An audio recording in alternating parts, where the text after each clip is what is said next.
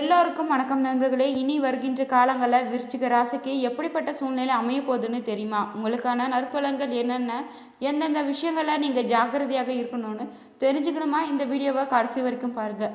நீங்கள் பார்த்தீங்கன்னா உங்கள் வீட்டுக்கு இல்லைன்னா கோவிலுக்கு அருகே இருக்கக்கூடிய எறும்பு புத்துக்கு நீங்கள் இனிப்பு கலந்த பரிசி மாவுன்னு உணவாக கொடுப்பது நல்ல பலன்களை ஏற்படுத்துங்க. அன்னதானம் வழங்குவது உங்களுக்கான நற்பலன்களை ஏற்படுத்துங்க. வாரந்தோறும் வரக்கூடிய செவ்வாய்க்கிழமைகளை நீங்கள் அரச மரத்தை வலம் வந்து வணங்குவது ஒரு நல்ல விதமான பலன்களை ஏற்படுத்துங்க. உங்கள் பதிவு உங்களுக்கு பயனுள்ளதாக இருக்கும். தொடர்ந்து நம்ம வீடியோவை பாருங்கள். விருச்சிக ராசி அன்பர்களே, உங்களுக்கெல்லாம் ஒரு சூப்பரான காலகட்டம் சார். நல்ல ஒரு மகிழ்ச்சியான காலகட்டம் வந்துட்டுருக்கு. ஸோ அதெல்லாம் நீங்கள் எப்படி சொல்கிறது, ரொம்ப நாள் கஷ்டப்பட்டதுக்கெலாம் ஒரு பலன். ரொம்ப நாள் அடிச்சு எப்படி மண்டிலே நங்கு கொட்டி விட்டுருச்சு இல்லை. ஸோ கொஞ்சமாக ஹாப்பியாக இதுக்கு மேலாவது ஹாப்பியாக அப்படின்னு நம்மளை வந்து ஃப்ரீயாக ஜாலியாக இதுக்கு மேலே விட போகிறாங்க. நல்லா ஜாலியாக ஹாப்பியாக சந்தோஷமாக மகிழ்ச்சியாக நம்மளுக்கு பிடிச்சதை செய்து கொண்டு வாழக்கூடிய ஒரு முக்கியமான நாட்களாக வரக்கூடிய நாட்கள் அமைய போகுதுங்க. மகிழ்ச்சிக்கான ஒரு விஷயம், ராஜயோகம் பெறக்கூடிய ஒரு நேரம், ராஜ கிரீடம் பெறக்கூடிய ஒரு நேரம், சுக்கிரனுடைய ஆதிக்கம் அதிகமாக இருக்கக்கூடிய ஒரு நேரம். சுக்கிரனுடைய ஆதிக்கம் அதிகமாக இருக்குன்னா என்ன, ஃபேமஸ் ஆவீங்க. பாசிட்டிவ் விஷயத்தில் தான், ஒரு நல்ல விஷயத்தில் ஃபேமஸ் ஆவீங்க.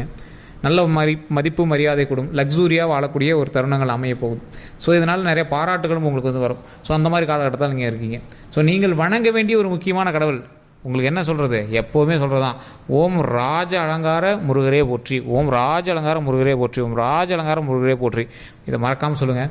அதே மாதிரி முடிஞ்சால் இந்த வார்த்தையை உங்களுக்கு ஞாபகம் வச்சுக்க முடிஞ்சால், நிறைய பேர்னால ஞாபகம் வச்சுக்க முடியாதெல்லாம் இல்லை, அந்த முருகர்னு சொன்னது வந்து உங்களால் ரொம்ப ஞாபகமாக வச்சுக்க முடியல அப்படிங்கிறவங்களுக்கு அந்த முருகர் பேரை சொன்னேன். தெரியாதவங்க இப்போ நான் சொல்கிற விஷயத்தை நல்லா யூஸ் பண்ணிக்கோங்க. ஓம் ராஜ அலங்கார பால தண்டாயுத பாணியே போற்றி. இதை வந்து மறக்காமல் கமெண்ட் செக்ஷன் 3 டைம் பதிவிட்டுட்டு எப்போ வீட்டில் வந்து ஃப்ரீயாக இருக்கீங்களோ சொல்லுங்கள். ஓம் ராஜ அலங்கார பால தண்டாயுத பாணியே போற்றி, ஓம் ராஜ அலங்கார பால தண்டாயுத பாணியே போற்றி. இதை முடிஞ்சால் ஒரு 3 டைம் கமெண்ட் பண்ணுங்கள், இல்லைனா 6 டைம் பண்ணுங்கள். 6 முகத்தானுக்கு 6 முறை பண்ணிங்க அப்படின்னா 6 உடைய அழகனுக்கு இது ரொம்ப ஒரு உகந்ததாக அமையும். ஓம் ராஜ அலங்கார பால, இதுக்கு ஒரு மீனிங் நான் தெளிவாக சொல்லிடுறேன் ஒரு டைம். இது ஏன் அதை நான் வந்து ஏன் வந்து இதை நான் சொன்னேன் அப்படிங்கிறது சரியாக சொன்னேன். பால தண்டாயுதமணியை போற்றி அப்படிங்கிறது ஏன் சொல்கிறேன் அப்படிங்கிறது நான் தெளிவாக சொல்கிறேன். ஓம் ராஜ அலங்கார பால தண்டாயுதபாணியை போற்றி, ஓம் ராஜ அலங்கார பால தண்டாயுதபாணியை போற்றி. இதனால் என்ன இது இருக்குது அப்படின்னா, பால தண்டாயுதபாணி அப்படிங்கிறது நிறைய பேர் தெரிஞ்சிருக்கும். பழனியில் இருக்கக்கூடிய முருகனுடைய பெயர் தான் பால தண்டாயுதபாணி.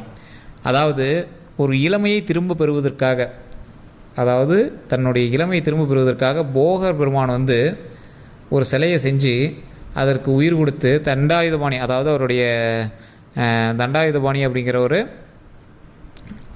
தண்டாயுதபாணி அப்படிங்கிற வார்த்தை புலிப்பாணி அப்படிங்கிற சித்தரின் மூலமாக உருவானது. அவருடைய சீடரான புலிப்பாணி கிட்டேருந்து சக்தியை வாங்கி ஒரு உருவத்தை செய்கிறாரு. தண்டம் அப்படின்னா இடம்னு பேர், பாலன் அப்படின்னா ஒரு குழந்தையினுடைய அடுத்த ஸ்டேஜ், பிறந்த குழந்தையோடைய அடுத்த ஸ்டேஜ், அடுத்து அப்படியே வளரக்கூடிய ஒரு ஸ்டேஜ்.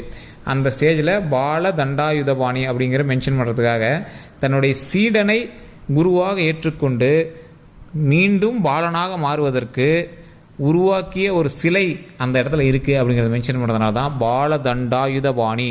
அதாவது அந்த இடத்த ஆயுதமாக பயன்படுத்தி, தன்னுடைய சீடனையும் ஆயுதமாக பயன்படுத்தி ஒரு பாலனாக உருவெடுப்பதற்காக உருவான ஒரு இடம் தான் அந்த பழனி. ஸோ இப்போயும் உங்களுக்கு குழந்தை வரம் வேணும் அப்படின்னா அந்த இடத்துக்கு போயிருந்தீங்கன்னா நல்ல ஒரு பாசிட்டிவ் வைப்பு கிடைக்கும். நல்ல குழந்தை இல்லாதவங்களாம் குழந்தை பிறக்கும். ஸோ இந்த ராஜ அலங்காரங்கிறது ஏன் இப்போ நம்ம மென்ஷன் பண்ணுறோம், உங்களுக்கு ஒரு நல்ல ஒரு ராஜ அலங்காரம் அருளக்கூடிய ஒரு நல்லது, செல்வம் தரக்கூடிய ஒரு நேரம், நல்ல ஒரு லக்ஸுரியான வாழக்கூடிய ஒரு நேரம். சார் உங்கள்கிட்ட காசு இருக்குதோ இல்லையா, கடன் வாங்கியாவது நீங்கள் லக்ஸுரியாக இருப்பீங்க, ஒரு மகிழ்ச்சியான ஒரு தருணத்தில் இருப்பீங்க, சந்தோஷமாக இருப்பீங்க, நீண்ட ஆயுள் உடல் ஆரோக்கியம் இனிமேல் அமைய போகுது. ஸோ இது ஏன் இந்த விஷயம் அப்படின்னா, இந்த விருச்சிக ராசி பொறுத்தவரைக்கும் கடந்த சில காலங்களாக பல கஷ்டங்களை அனுபவித்த முக்கியமான ஒரு ராசியில் முதன்மையான ராசி இந்த விருச்சிக ராசி.